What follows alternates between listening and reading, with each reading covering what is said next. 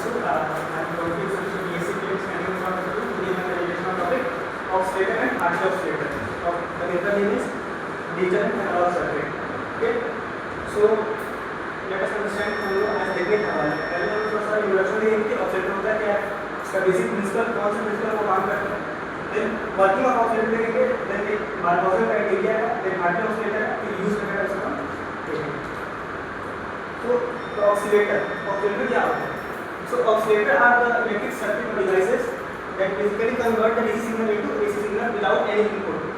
इसमें ये the definition is an oscillator is an electric circuit which produce a continuous repeated alternating waveform without any input signal. यानी कि DC signal को DC steady state DC current को periodic AC signal में convert करने का desired frequency that circuit is called oscillator. ठीक है? So here are some representation of wave कैसे बनता है ये बेसिकली wave का representation. So oscillator component हम लोग एम्पलीफायर, फीडबैक नेटवर्क और इसको मिला के हम लोग एम्पलीफायर हम लोग BJT का यूज करते हैं, जिससे ये दोनों मिलकर हमारा ऑसिलेटर का कंपोनेंट बनाता है. So थोड़ा सा बेसिक देखते हैं कि होता क्या है ऑसिलेटर. ऑसिलेटर में सबसे पहले हमें LC टाइम सर्किट क्रिएट करते हैं. कैसे क्रिएट करेंगे? एक कैपेसिटर है हमारे पास और इंडक्टर है. इन दोनों में अगर हम एक DC पावर सोर्स अप्लाई करें, यहाँ से अगर हम DC पावर सोर्स अप्लाई करें तो DC पावर सोर्स के अप्लाई करने से क्या होगा, जो कैपेसिटर है वो चार्ज होना शुरू हो जाएगा. ठीक है? तो और चूंकि हमको पता है कि कैपेसिटर जो होता है वो चार्ज को स्टोर करता है, तो अगर जब तक ये फुल चार्ज हो जाएगा तो हम क्या करेंगे, अपना DC सर्किट में हटा देंगे. तो ये अब एक LC टाइम सर्किट में कन्वर्ट हो जाएगा. ये वाला पूरा सर्किट जो है अब क्या होगा कि जब ये पूरा चार्ज हो जाएगा तो चार्ज होगा वो इंडक्टर में ट्रांसफर होना शुरू हो जाएगा. धीरे धीरे ये इंडक्टर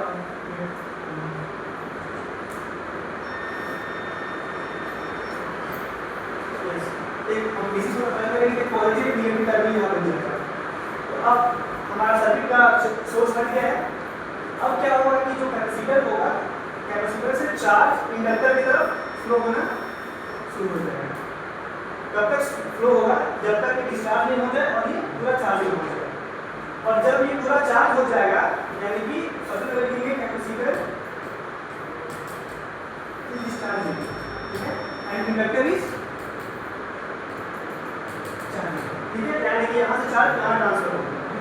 अब जब ये डिस्चार्ज हो गया और ये चार्ज हो गया, फिर इंडक्टर से कैपेसिटर की तरफ चार्ज फ्लो होना शुरू हो जाएगा, यानी कि रिवर्स डायरेक्शन.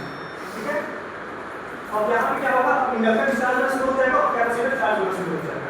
और ये प्रोसेस कंटिन्यू चलेगा तब तक जब तक ये डिस्चार्ज नहीं हो जाएगा, कैपेसिटर तब तक चलेगा. इस चलने से हमको क्या मिलेगा?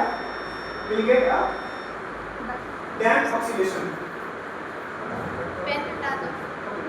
हमें डैम्प्ड ऑसिलेशन मिलेगा.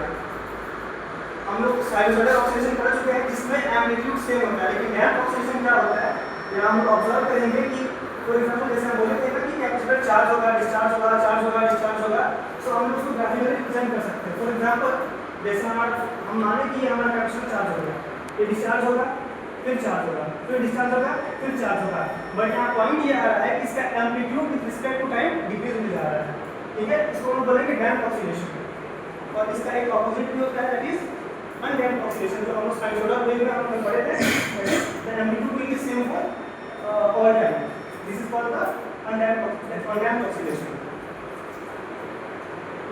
So देखते हैं कि ऑसिलेटर वर्क कैसे करता है. So these are the components of oscillator. जैसे बताए थे, एक एम्पलीफायर होगा और एक फीडबैक सर्किट होगा. और एम्पलीफायर को A से रिप्रेजेंट कर रहा है, फीडबैक को बीटा से रिप्रेजेंट कर रहा है. और ये बेसिकली इज अ मिक्सचर. हम बताते हैं क्या होता है. लाइक हम एक DC इनपुट यहाँ से एम्पलीफायर में सप्लाई किए यहाँ से. ठीक है, अब DC सिंस एम्पलीफायर क्या करेगा, जो इनपुट का हमारा सिग्नल होगा उसके एम्पलीट्यूड को बढ़ा देगा. तो हमारे इनपुट में जो सिग्नल दिए थे और जो आउटपुट में सिग्नल मिलेगा, दोनों में एम्पलीट्यूड का डिफरेंस आएगा. यहाँ पे बढ़ा हुआ एम्पलीट्यूड हमारे पास आएगा.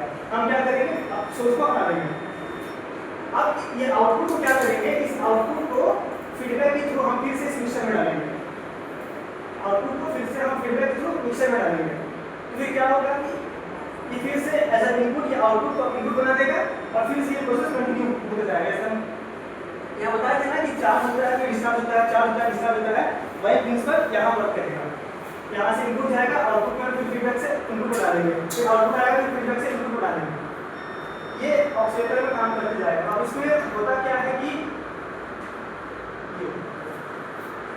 ये हमारा एम्पलीट्यूड का सर्किट डायग्राम हो गया, ये हमारा फीडबैक हो गया। यहाँ से इनपुट लेके फिर से इनपुट डाले, आउटपुट में पॉजिटिव फीडबैक। अब यहाँ पे वर्ड लिखा है पॉजिटिव फीडबैक। फीडबैक दो टाइप का हम यूज कर सकते हैं, पॉजिटिव फीडबैक और एक नेगेटिव फीडबैक। कैसे हम मतलब क्या यूज करेंगे? अगर हमारा इनपुट हम दिए और इनपुट का जो फेज शिफ्ट हुआ, अगर 0 डिग्री फेज शिफ्ट हो रहा है, यानी कि एग्जिट करने का मतलब क्या होगा?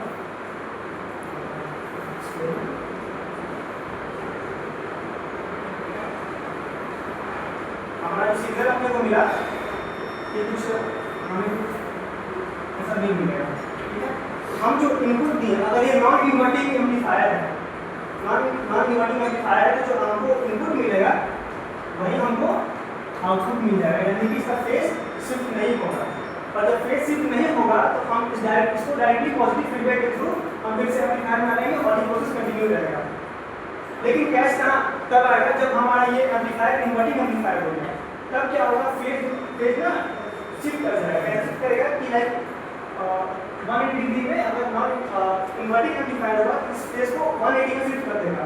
तो 180 में शिफ्ट करेगा तो जो क्रेस्ट है वो ड्रॉप बन जाएगा, जो ड्रॉप है वो क्रेस्ट बन जाएगा। लाइक दिस हमारा ऐसे हमको ग्राफ मिलेगा, ठीक है? इसको बोलेंगे आउट फेज, यानी कि दोनों का फेज डिफरेंस है। और अगर हमारा आउटपुट भी सेम मिला और इनपुट भी सेम मिला तो बोलेंगे दोनों इन फेज में। तो अगर हमारे पास ऐसा कुछ कंडीशन आएगा तो इन्वर्टिंग एम्पलीफायर होगा तो हम फिर यहाँ पे नेगेटिव फीडबैक यूज करेंगे। तो नेगेटिव फीडबैक क्या करेगा कि जो हमारा आउटपुट को हम फीडबैक से डालेंगे इसको फिर 180 में कन्वर्ट कर देगा। जब ये 180 में कन्वर्ट होगा तो हमारे फिर से ये बात हमको मिल जाएगा। तो इस पे एक क्राइटेरिया है that is called Barkhausen criteria. ये क्या बोलता है कि an oscillator will operate at that frequency for the total phase shift introduced as measured in the input terminal along the amplifier and feedback network and back again to the input precisely equal to 0 degree, 360 degree और integral multiple of 360 degree। तो जैसे हम यहाँ बताए थे कि हम लोग का जो फेज शिफ्ट हो रहा था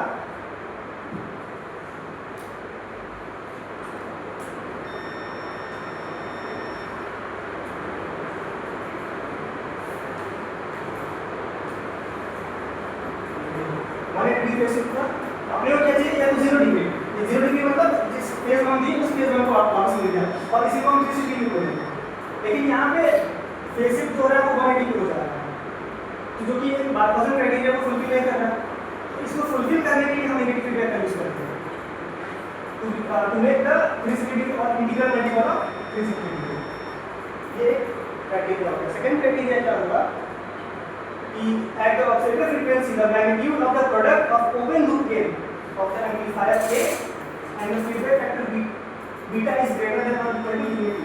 कहने का मतलब ये होगा कि जो हमारा ऑसिलेटर में एम्पलीफायर के थ्रू जो हमको लाइक लूप बन रहा था, यहाँ से जा रहा था फिर हमको आ रहा था और उसका एम्पलीफायर का और इसका फीडबैक का प्रोडक्ट होगा वो 1 होना चाहिए और फेज शिफ्ट होना चाहिए वो 0 डिग्री होना चाहिए। ये दोनों कंडीशन बार्कहॉज़न क्राइटेरिया का special representation.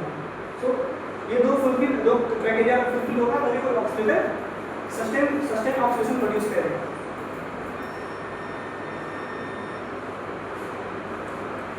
Then we have Hartley oscillator. तो हार्टले ऑसिलेटर मतलब ऑसिलेटर का दो टाइप का ऑसिलेटर होता है, LC oscillator and RC oscillator. तो अपने को एलसी ऑसिलेटर यहाँ पे देखना है। एलसी में भी दो होता है, हार्टले हो गया और एक कॉलपिट ऑसिलेटर होता है। तो ये कॉलपिट आपका टॉपिक है वो आप रहेगा और हार्टले ऑसिलेटर मेरा टॉपिक का होता है। ये कुछ इसका सर्किट डायग्राम में हार्टले ऑसिलेटर का। तो ऑसिलेटर का बेसिक दो चीज होना चाहिए, एम्पलीफायर होना चाहिए और फीडबैक होना चाहिए। तो हम सर्किट को दो हिस्सों में डिवाइड करेंगे। ये वाला जो पूरा पोर्शन है ये वाला, इसको हम ऐसा एम्पलीफायर बताएंगे क्योंकि यहाँ पे बीजेपी वगैरह लगाया गया है तो ये एम्पलीफायर की आवाज करेगा। और ये जो सर्किट है इसको हम लोग टाइप सर्किट और फीडबैक के थ्रू इसको यूज करेंगे। बट ये RC is basically radio frequency chalk, इसको रेडियो फ्रिक्वेंसी चॉक बोलेंगे। क्या करेगा कि हमारा जो भी सोर्स से इलेक्ट्रिसिटी आएगा AC को ब्लॉक कर देगा, केवल DC को पास करेगा, कि हमको DC चाहिए, DC को AC में कन्वर्ट करना है, इसको ऑक्सीडेट। तो हमारा एक सोर्स से इलेक्ट्रिसिटी आया, यहाँ से DC सिग्नल हमारा इस कैपेसिटर में आया। अब ये कैपेसिटर जो होगा वो चार्ज होना शुरू हो जाएगा, यहाँ पॉजिटिव और नेगेटिव टर्मिनल बन जाएगा, और जब ये चार्ज होगा तो हम सर्किट को बंद कर देंगे, यानी कि अभी ओपन सर्किट बन जाएगा।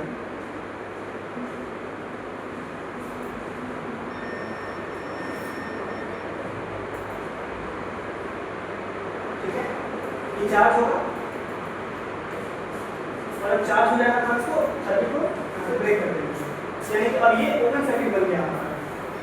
उसके बाद फिर यहाँ एक कैपेसिटर इस टाइम सर्किट है, फिर ये चार्ज होगा यहाँ से इस सर्किट इस कैपेसिटर में ट्रांसफर होगा, यहाँ भी टर्मिनल बनेगा, फिर ये भी चार्ज हो जाएगा, फिर यहाँ से इन दोनों इंडक्टर्स में लाइक हमारा जो प्रिंसिपल था ना, कैपेसिटर से इंडक्टर जा रहा था, फिर इंडक्टर से कैपेसिटर आ रहा लूप बन रहा था, वही वाला लूप यहाँ भी फॉलो होना शुरू हो जाएगा, reverse reverse reverse then reverse, यानी कि ये वाला लूप हमारा यहाँ भी शुरू हो जाएगा।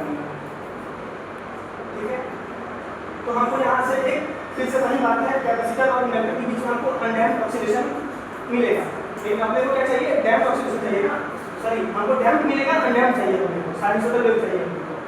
फिर हम क्या करेंगे, इसको यहाँ का जो आउटपुट होगा, इस आउटपुट को हम बीजेटी के बेस पे डालेंगे। बीजेटी बेसिकली क्या होता है, it is a bipolar junction transistor जिसमें back to back PN junction लगा होता है, और इस पूरे सर्किट को हम लोग बोलेंगे वोल्टेज बायस सर्किट साइंस को बोलते हैं, वोल्टेज बायस सर्किट्स को बोलते हैं, जो कि एक स्टेबल डीसी करंट को हमको बीजेटी के बेस पे प्रोवाइड करेगा through this capacitor.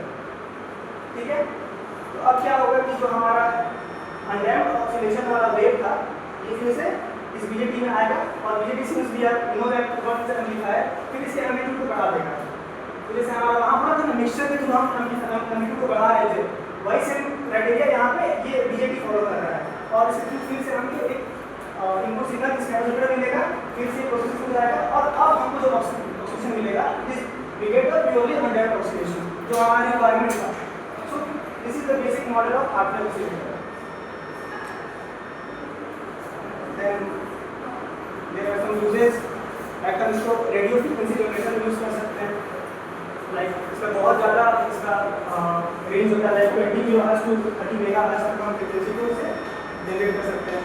Then radio receivers में ऑसिलेटर का हम यूज़ कर सकते हैं। Then we have communication system में भी यूज़ कर सकते हैं हम इसको, software communication, then testing and measurement instruments, signal source in laboratory experiment, laboratory में सिग्नल वगैरह करने के लिए भी उसको यूज़ कर सकते हैं। फिर इसका कुछ मेरिट्स एंड डिमेरिट्स दिया हुआ है यहाँ पे, लाइक ये मेरिट्स क्या होगा, ये सिंपल एंड इकोनॉमिकल होगा, बहुत सिंपल और इकोनॉमिक डिजाइन भी समझ जाएगा। सब वाइड रेंज फ्रीक्वेंसी होता है, like 20 kilohertz 30 megahertz stable output frequency हमको मिलेगा। Then we get the tap quad learning capacitor, यानी कि जो हमारा कैपेसिटर के थ्रू हमारा जनरेशन हो रहा था, ये इसका एक मेरिट हो रहा है यहाँ से और वहाँ से। Then from the merits we have इसका frequency depends on the inductance ratio of tap quad.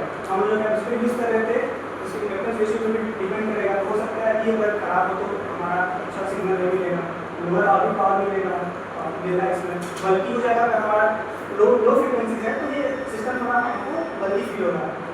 Then it is more prone to parasitic